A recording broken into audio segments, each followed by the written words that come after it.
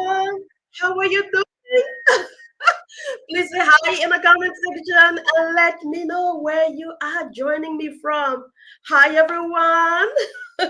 My name is Flora Daisy. I am a digital accessibility expert and founder at Lenoratech. Lenoratech is an incredible company with the value and mission to support and help leaders and professionals create inclusive and accessible experiences for everyone. And that will include also users, customers, sisters, brothers with visible or invisible disabilities. Today's session is all about Socratic dialogue and how we can create together a safe place, for diverse opinion, for conflicting ideas, for, directions that are going multiple places to be just in a way that is more balanced and more productive for everyone. So how do we create that safe place? I'm not gonna lie to you. I have been in many rooms and many meetings where you can tell that the ideas are not all leaning toward one direction. And so sometimes I also ask myself, how can we make that better? So today I have an incredible guest speaker here with me. His name is Scott. Scott is just an incredible person, advocating for accessibility and so much more. I'm just going to bring Scott over. Please help me welcome Scott. And if you have any question at any point in time, just put it in the comment section. I promise you that we can see everything live. I see Dr. Rocky said, hello, greeting from Ottawa, Ontario, Canada. Hi, Dr. Rocky. Again, don't feel shy. Say hi to Scott. Hello, Scott. How are you doing? Hello, I'm doing well. How about you? I am fantastic. I am super happy that you're here in my show. I love to self-describe because in the audience, sometimes we have people with low vision or people who are blind. So right now, I am currently rocking my long, voluptuous, I would say black and burgundy, like kind of a dark wine color, red hair, and I am wearing let's say like a suit, or is that a blouse? I don't even know. Sometimes I'm like, what is it? And I'm wearing a black dress. Basically, I should be better at self describing, but sometimes it's just not happening. So please, Scott, can you introduce yourself and let us know who you are as well? My name is Scott Frasard, and professionally, I'm a psychometrician, so I build certification exams, and I'm also a late identified autistic. I learned this 5 years ago, so I'm still on this journey of discovery of myself. Currently in Houston, Texas, and I'll follow your lead. And I have brown hair, a salt and pepper beard, glasses, and I'm wearing a red polo shirt. It's as if we communicated before. I'm joking. We didn't communicate that today is a red day, but It worked out that way. we kind of matching. This is good.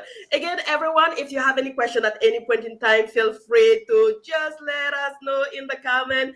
I see more people saying hi. Hi. I see MD Maksudul. I hope this is how you pronounce your name. I'm so happy to have you. Don't feel shy. This is a safe place, and today we are talking about safe communication.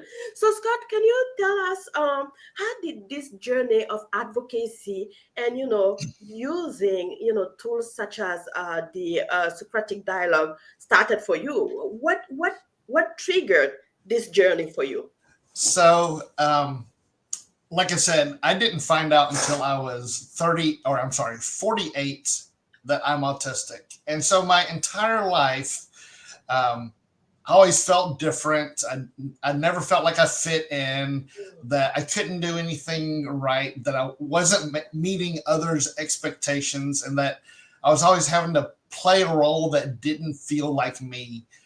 And one day, my wife and I started watching this TV series that showcased neurodivergent people searching for work. And every time they showed an autistic person, I just resonated with them. I was like, this is me. Oh. So I started digging in further. Eventually, about 6 or 8 months later, was formally identified. I don't use the term diagnosed because I reject the medical model of autism, but I was formally identified. And then I was just on this voracious learning journey where I needed to learn everything I could about autism Yes. because coming from the medical field, I was a paramedic for 22 years. The only way I knew it was as a deficit, as something that needed to be fixed. And that just didn't settle Mm. right with me. Yes. So I started reading and I noticed this very different paths that you learn about autism, either through that medical lens or from autistic people. So I really started listening to autistic people and talking to autistic people Yes. and learning from them. And I started asking questions and I started paying attention to who is advocating. And I started advocating for myself. And there came a point in time where I was like, you know what? Something is missing here. The way people were advocating and the way I was advocating for myself to a certain degree was, here's my perspective. I'm going to tell you about it, and you just need to believe me. A very unilateral, a unidirectional approach. And I reached back to my first master's degree, which is in organizational development, and thought about change management. And would that work in a change management setting? And the answer is no. You don't come into an organization and say, you're going to do this now and this now and this now. That's not going to work. How do you do it? You ask questions. You first seek to understand, then seek to be understood. And so I started just posing questions to find out what other people's perspectives were. Did you have a question, Flora? No, no, no, no, no, not at all. I like what you're sharing because it's true. Usually, when I also join sometime companies, I come usually with a lot of fresh ideas. I believe that they probably are asking me to support because there is something that they need from me. And so I've noticed that at the beginning of my own journey, because of those, ideas, those skills, I was like, oh, okay, let me tell you what to do, or let me show you how it's done. And then as I started moving forward, I realized that there is a need to understand first what is happening in the world where they are. Sometimes the challenges can be different, and the understanding or the gaps can be different. So I started like you, asking questions, instead of just assuming and then just giving direction on how to fix certain things. So I like what you're saying, like you literally saying, get informed first before you can Yes, inform people.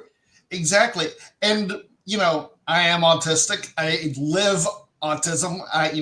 That is my world experience, but I'm just one person. So I can't speak for everybody. I can speak from their position to a certain degree because I experience a lot of the same things other autistics experience, but it's only my perception. So I don't feel I have the right to speak for the entire world based only on mine.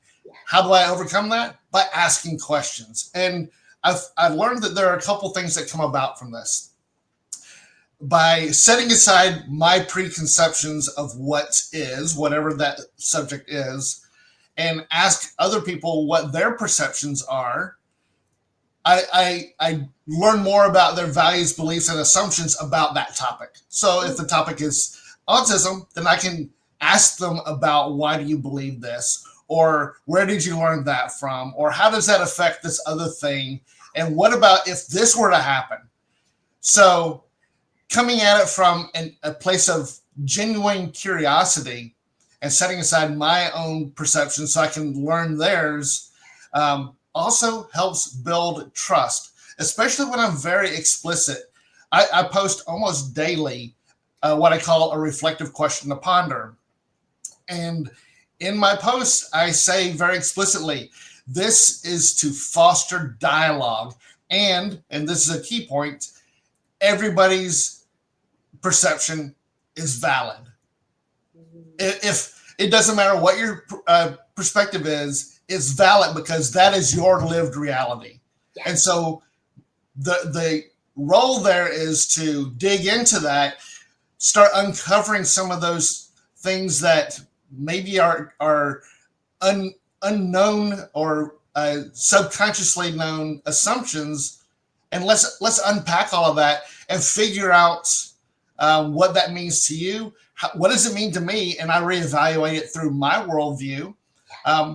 I may change my perspective a little. I may change it a lot. I may not change it at all.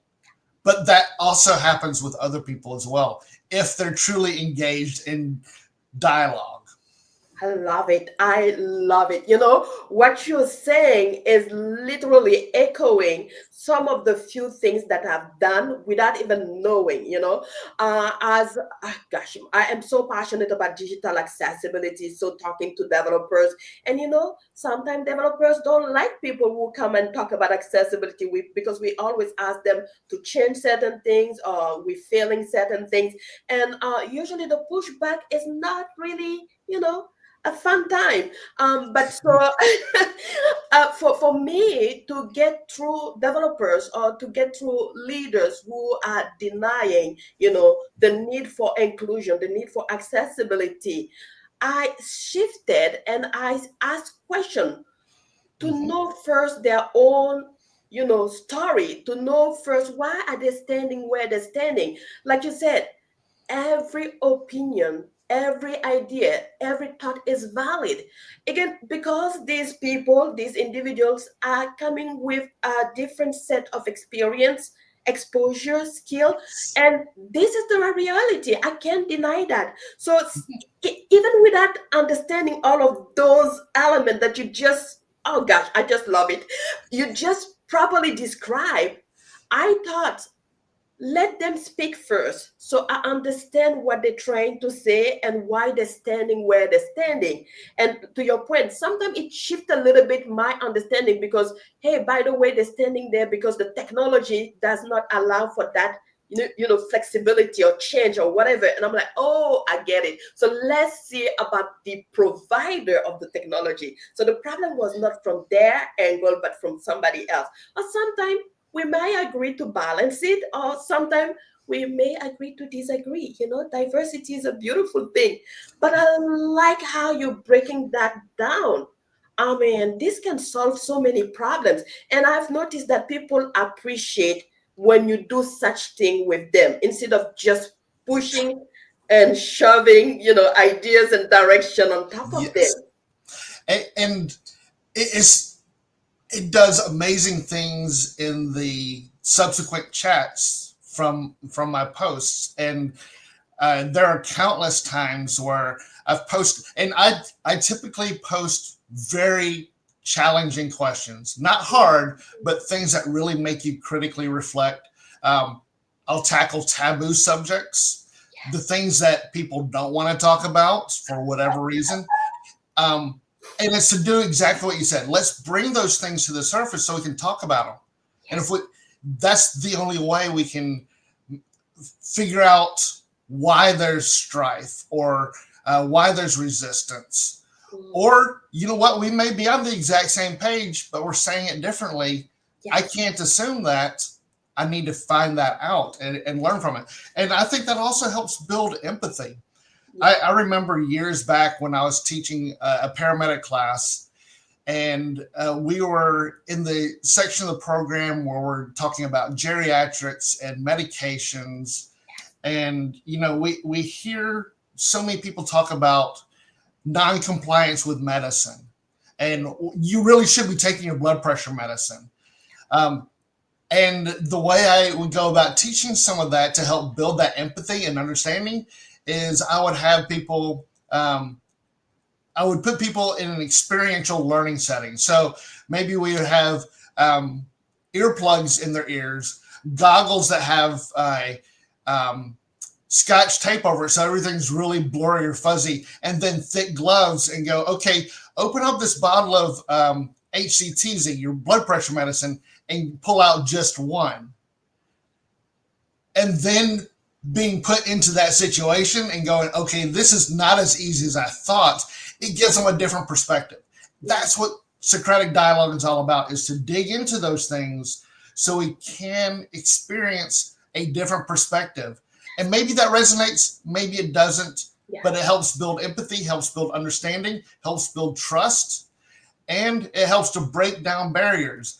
Um, through my advocacy work, one of the biggest controversies, and I don't want to dwell on it, but applied behavioral analysis, which I do not support. But I talk about it a lot to help uncover those perspectives. And when it comes down to it, people who get into that line of work want the exact same thing that autistics want: to help others, to receive help and to give help. How they go about doing it is very different. But if we can get past all of those layers of assumptions and perspectives and understand and find that common ground, we then have something to build upon. But if all we're doing is just shouting, here is my perspective, and you have to believe it because I'm autistic, we're not going to get anywhere. No, but I like that, because I think that, one of the things that you mentioned that is really important is already give the other person, the other individual, the other team, the ability to express first, so you Yes. know where they're coming from. Usually, sometimes when we approach certain things with biases, we are We have already our own aiming. assumptions. Exactly. We have already an assumption. And one example that I had, I had a chance to speak with several incredible people in my journey. And I remember talking with someone who was deaf. I kind of assumed that this individual had a hard time growing up because of his ability or his lack of ability to hear. And I kind of assumed that, oh, I said, talk to me about it, talk to me about the challenge. The person looked at me, Scott, very puzzled. Like he was like, what challenge is she talking about? And then he goes on to tell me that no, his life, his journey growing up was in the community of people who were just like him. So he never really felt outside, you know, like he was not excluded. So when I asked that question, he was puzzled because that was not his experience. And I was like, oh, wait a minute, I assume I was already biased, And so whenever we're leading organization projects and things of that nature, especially when we are working with diverse people, it is good not to always assume. It is also good to just ask questions, Yes. get people perspective, and then you can make a point that will tilt or not tilt the scale. And I think that, Scott, is it safe to say that sometimes it might work, sometimes it doesn't work, but that's fine. Yes. Absolutely. There's always going to be times when, and it's never a universal. So the same person on the same topic can hold fast to their perspective, or at a different time they may have a different perspective, That's true. and that happens. That's fine. There's nothing wrong with that.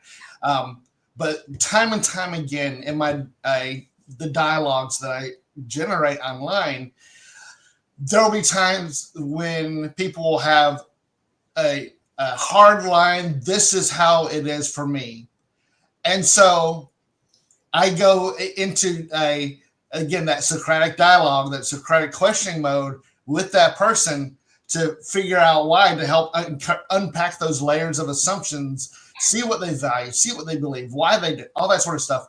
And I would go from a hard line, this is how I believe, to I'll have to find it one day again, a couple of years ago, from a hard line to I'll have to give that some thought. That Mm. was a win.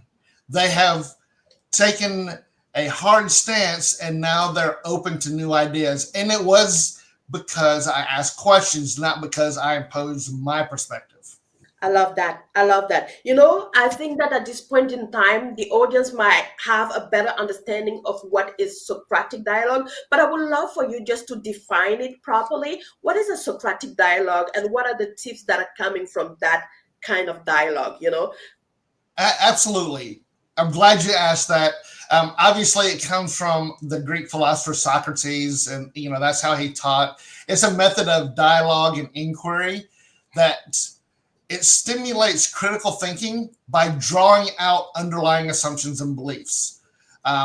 So it's a series of open-ended, probing questions that encourages people to examine their own lives, reflect on their own reasoning, which brings into focus that self-discovery rather than giving answers. And so by emphasizing this dialogue itself and the process of understanding, the goal is actually to foster intellectual humility, or, achieving deeper insight, especially about their own beliefs, versus winning an argument, or, saying, this is my perception and I'm going to convince you of it. It's all about that achieving deeper insights. Some brief tips.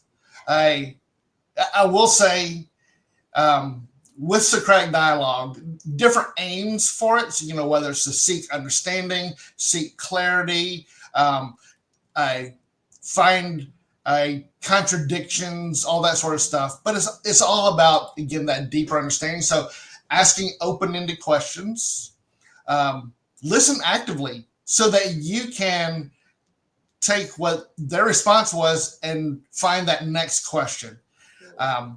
Clarify concepts. So you said this. Is this what you mean by it? Encouraging reflection, and challenging assumptions. You assume X, but what if it's this? What if it's really Y? Always, always, always maintain respect and open-mindedness.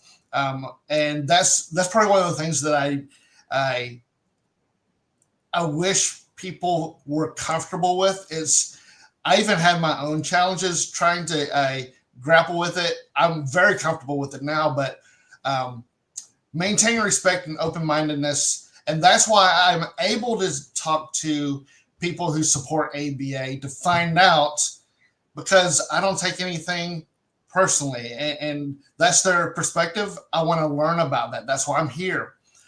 And use a lot of follow-up questions just to make sure that you're seeing things as they see it. Stay focused on the topic. One of the things that I have in my every one of my posts is that this is a judgment-free zone. And anytime somebody throws something out that's judgy of others or disrespect or critical about the person, not the idea, I will call them out and ask them to rephrase that. Allow time for thoughts. Let people. If we're doing this right, we're asking people to really dig deep and reflect upon their values, beliefs, and assumptions. That's not an instantaneous thing. Give them the time. People want us to tell stories, but if we're monopolizing the time, they're not telling it. So allow that time for thought. And probably one of the most important things is be open to changing your own mind. Don't believe that you have the right answer or the way you see it is the only way. I believe in multiple realities. And if you believe X and I believe Y, that is true. Yeah. It is absolutely true for both of us. It may not be true for me, and it may not be true for you, but for both of us, it is true, if that makes sense. Yeah, it does definitely make sense. I just love it. And again, people, if you have any question, you have any comment, feel free to drop it in the comment section. I see Maxudul has dropped a comment. He said, as a person with a disability, I truly value inclusive discussions. Glad to be a part of this amazing live session. Excited to learn how Socratic Dialogue can bridge differences and promote inclusion and social justice. Thanks to Scott and the organizers for this meaningful conversation. Oh, thank you so much, Maxudul. Thank you very much. Love this comment. As you were talking, one of the things that got me thinking is, as an individual, sometimes we do know what we do know, period, but we don't know what others do know. And so yes, we can be the best at things that we do. But again, it takes time to, and it takes a bigger person to learn the perspective of others before jumping into conclusion and pushing things forward.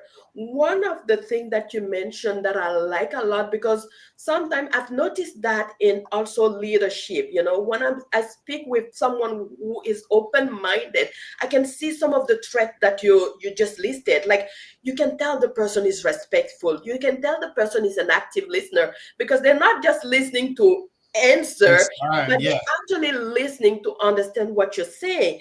And you can tell that they like to ask questions. It's usually not about them, but about you as well, because they're trying to make or create that balance.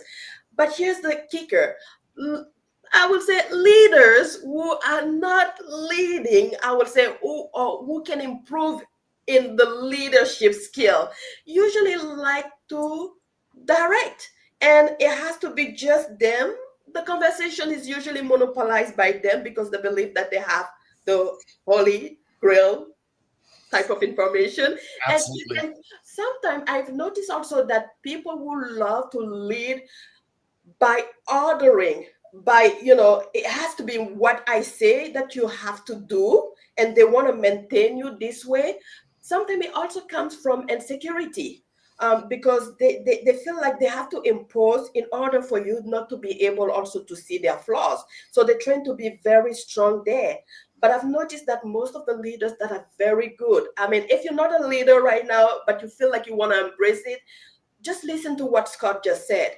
Be respectful, ask questions. Don't make the conversation about you, but rather about the other individual. Again, it's a two-way conversation, and trust me, you will have the chance to share your own peace of mind.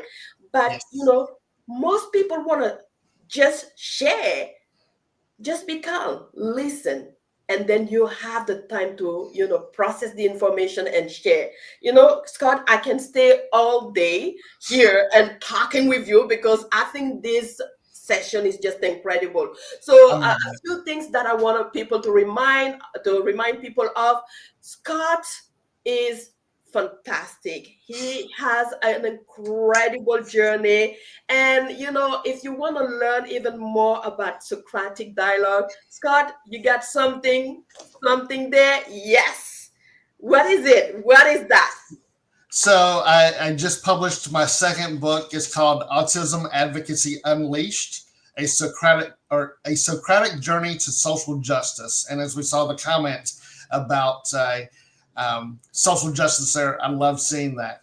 So I took this thing that I've been doing for the last few years, asking questions.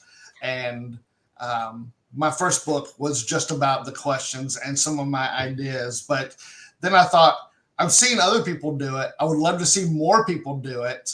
I certainly don't have the corner on that market. Let me help them. So I wrote this book, and it's got 10 chapters on some of the biggest issues and hurdles or challenges that an advocate may face. And I talk about those issues in a story as a dialogue between two main characters, Socrates, an advocate, and a bunch of other characters that they meet along their journey of discovery. And so, just to kind of give you an idea, I talk about in chapter 3 intersectionality, navigating multiple identities. And so, Mm, the two characters talk about defining what that is, and they're doing it through Socratic dialogue. It's like you're reading the transcript of a play. I And like so, that. I like that, because I think that one of the things that most people struggle with at some time also just overload of information. We all like storytelling, and you bringing that with so much tips. I mean, I know already that that book is incredible. Scott, where can people find you? so they can find me on LinkedIn. That's where I do almost all of my advocacy work. I am also on Reddit.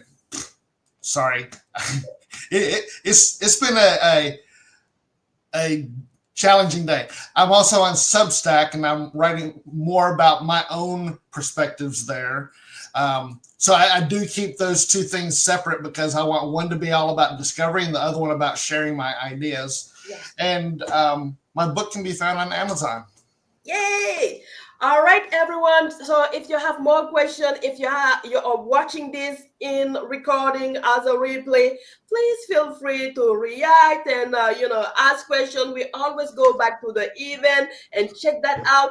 And also, please grab quickly the book on Amazon from Scott. I think that this dialogue is a safe tool for everyone dealing with ideas, with Yes. communication. So it really doesn't matter where you are in your space. If you're trying to move initiative, if you're trying to create a more diverse, team with ideas that can be heard safely, get the book. Get the book. All right. So everyone, thank you so much, Scott. I want to thank you a lot for joining me as a guest speaker today. It was just incredible having you. Thank you for having me, Flora. I'm honored, and thank you for letting me share about the work that I do and my book. I really appreciate that. You're welcome. Bye, everyone, and I will see you in 2 weeks. Bye-bye.